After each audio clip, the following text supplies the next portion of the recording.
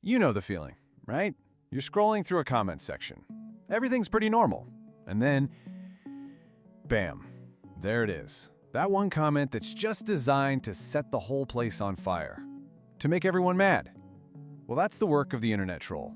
And today, we're gonna go under that digital bridge and figure out what really makes them tick. So who is this person, really?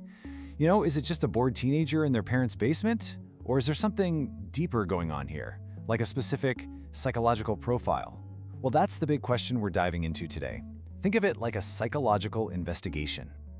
Okay, to get started, let's think about the original troll. You know, the one from the fairy tales. Lived under a bridge, demanded gold as a toll. The internet troll? Well, they live behind a keyboard. And the toll they want from you? It's your emotional energy, your anger, your frustration. And maybe the scariest part? The monster isn't obvious anymore. It could be anyone. And this modern monster, man, they are everywhere, aren't they? They're the ones derailing productive conversations in the comments, the ones who deliberately ruin an online game just for kicks. They're spreading that rage bait all over our feeds. They basically moved out from under that one bridge and into, well, pretty much every corner of our digital world. All right, so to really get inside the troll's head, we've got to define what they're actually doing. This isn't just someone being mean on the internet. No. There's a very specific, almost calculated goal they're trying to hit.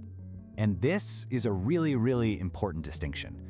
Cyberbullying is targeted. It's personal harassment aimed at hurting one specific person. Trolling, that's different.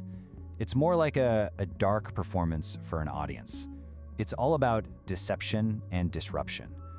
The goal isn't to hurt one person. It's to get a rise out of anyone who's watching. The bigger the audience, the better. And that really gets to the heart of it. The motive is just chaos. They want to light a match and watch the world burn, or at least watch the comment section burn. For a troll, the internet isn't a community, it's a playground. And your anger, your frustration, even your well-reasoned arguments, yeah, that's their favorite toy to play with. Okay, so with that in mind, let's start building a psychological profile. Let's figure out who this person actually is. And spoiler alert, it goes way beyond that old stereotype of just a bored kid with too much time on their hands. So, a big study back in 2014 found that people who troll a lot score off the charts on something called the dark tetrad of personality traits. It sounds ominous, right? Well, it is. First up, you've got narcissism. That's that grandiose, I'm better than everyone vibe. Then there's Machiavellianism, a willingness, even an enjoyment of manipulating and deceiving people. Third is psychopathy, which in this context really means a serious lack of empathy or remorse. And then there's the fourth one, sadism. And this is the real bombshell from that study. Out of all four of those dark traits, the single biggest predictor for being a troll was sadism. Think about what that means. Trolls aren't just causing pain by accident while they're having fun. No, they get actual, genuine pleasure from watching other people get frustrated and upset. I mean, just think about that classic troll phrase, "You mad, bro?" That's not just some random taunt. That is their victory lap. It's them literally checking to see if their little bomb of a comment worked. And the second you respond with anger, you've told them, yes, it worked. You've just handed them that little hit of pleasure they were looking for all along. Okay, so now we have a pretty good idea of who the troll is, psychologically speaking. But that's only half the puzzle. The other half is how. What is it about the internet itself that enables this kind of behavior? I mean, why do people who might seem perfectly normal in person turn into these absolute monsters online? Well, the answer has a name. It's called the online Disinhibition Effect. A psychologist named John Suler came up with it.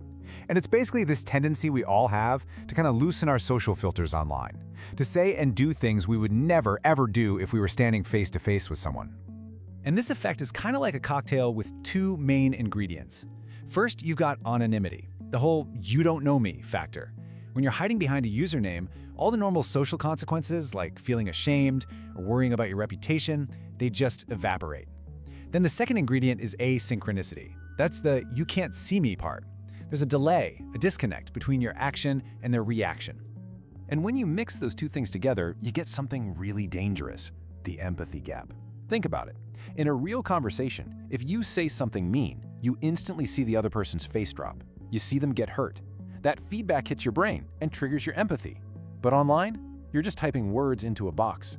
that feedback loop is totally broken. It lets our brains disconnect our actions from the very real harm they're causing. All right, now this is where things take a pretty dark turn, because trolling isn't just about individual troublemakers anymore. What started out as a weird niche internet subculture has now been weaponized, and by some very powerful, very organized groups. I mean, just look at how it's evolved. Back in the early 2000s, trolling was all for the lulz, which is just old internet speak for the laughs. It was driven by that individual sadism we talked about. But today we have actual troll farms, sometimes sponsored by governments, employing tons of people. And their motivation isn't sadism anymore. It's pure Machiavellianism. They run these huge, organized campaigns designed to spread disinformation and tear societies apart. So, yeah, trolling is basically graduated from being a weird hobby to a full-blown industry. And its goal today is often to do something called flooding the zone.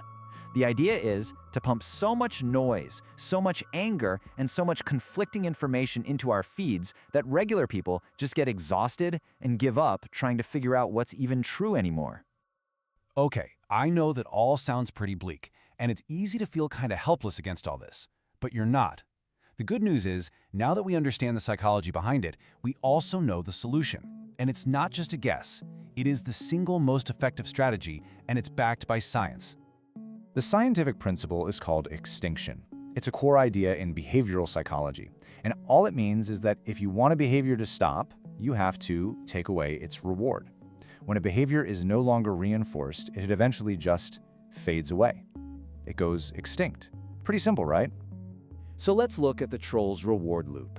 Step 1, they post the bait. Step 2, you respond. And it doesn't matter if you respond with anger, or with logic, or with facts. Any response is the reward they were looking for. That's what gives them that little dopamine hit they crave. And it tells their brain, hey, that worked, do it again. So, how do you stop it? You break the loop.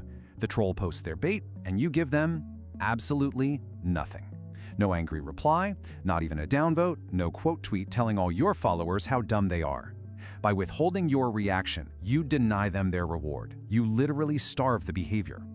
And that right there is why that old internet saying, "Don't feed the trolls," has stuck around for decades. It's not just some piece of folk wisdom from old school forums. It is solid, scientifically sound advice based on the fundamental principles of how behavior works. When you boil it all down, it comes to this. Trolling is a game. It's a game where your frustration equals their victory. They set the rules, they build the arena, and they just wait for you to step inside and play. And the only, truly the only, winning move is not to play.